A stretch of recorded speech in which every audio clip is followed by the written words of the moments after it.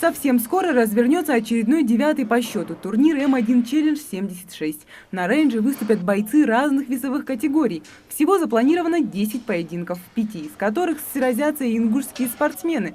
Сейчас во Дворце спорта «Магаз», где и пройдут соревнования, полным ходом идет подготовка. Ставим ринг, точнее рейдж. Приехали сюда с Питера.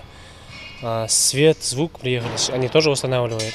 Это занимает хорошее время, но мы сегодня ночью полностью закончим, и все будет готово.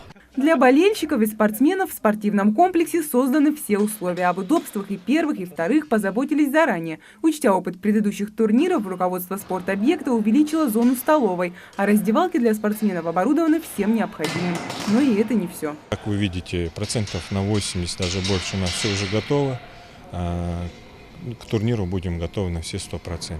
Значит, для зрителей мы создали еще дополнительно 10 пунктов питания для удобства. Это на втором этаже. Потом место для намаза, чтобы люди не толпились, как бы для удобства тоже. Все условия для зрителей созданы. Всех приглашаем, ждем. Болельщикам разных спортивных клубов отведены определенные секции, чтобы между ними не возникало никаких спорных моментов. Все посадочные места, их 3 с лишним тысячи, уже готовы. После монтажа ринга останется только убрать мусор и протереть пыль. Кстати, о трибунах.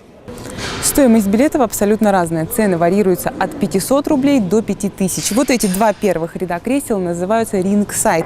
Из-за непосредственной близости к рейнджу цена их, естественно, дороже – 5000 рублей.